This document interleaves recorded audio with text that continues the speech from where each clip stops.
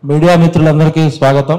తెలంగాణ సమాజానికి అంటే చరిత్ర తెలవకుండా మనం భవిష్యత్తును నిర్మించలేము కాబట్టి అసలు తెలంగాణ ఉద్యమ పునాదే తెలంగాణ భూమిపుత్రులకి అన్యాయం జరుగుతుందని చెప్పి ఆ రోజు 1952లో మొదలైన మిల్కీ ఉద్యమం కానీ నిజాం కాలంలో మొదలైన మిల్కీ ఉద్యమం దగ్గర నుంచి తీసుకుంటే ముఖ్యంగా 68 ఉద్యమం మా ఉద్యోగాలు మాకు కావాలి అని చెప్పి Kothagudem thermal power station recruitment లో ఇల్లందు చెందిన కొలిశెట్టి రామదాస్ అనే ఒక పోరాట యోధుడు స్టార్ట్ చేసిన ఉద్యమం.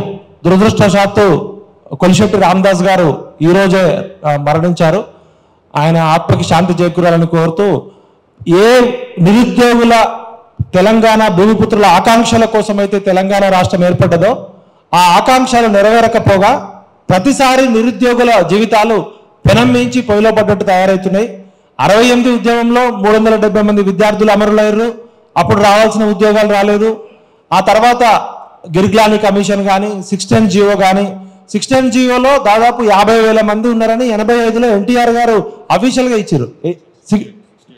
68,000 68,000 మంది ఉన్నారని చెప్పి అప్పుడు అన్యాయం జరిగింది.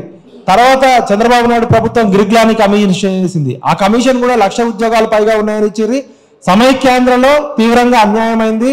మన రాష్ట్రం వస్తేనే మనకు వస్తాయని చెప్పి ఆ 14 ఏళ్ల పోరాటంలో తెలంగాణ యువత ఎవరు కూడా పోరాటంలోనే భాగమయ్యారు. అట్లా ఒక 14 ఏళ్ళు నష్టపోయారు 2001 నుంచి 2014 వరకు.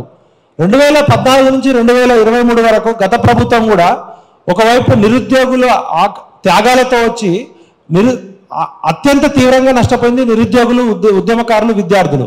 మరి ఇప్పుడు కాంగ్రెస్ ప్రభుత్వం అధికారంలోకి రావడానికి ప్రధాన కారణం కూడా నిరుద్యోగులు, విద్యార్థులు, ఉద్యమకారులు, ప్రశ్నించే గొంతులు. మరి ఈ వచ్చిన 5 ఏళ్లలో నిజంగా జాబ్ క్యాలెండర్ రిలీజ్ చేసిర్రా? జాబ్ క్యాలెండర్ రిలీజ్ చేస్తే ఎన్ని రకాల కేటగిరీలో ఎన్ని రకాల ఉద్యోగాలకు పర్మిషన్ తీసుకున్నారు?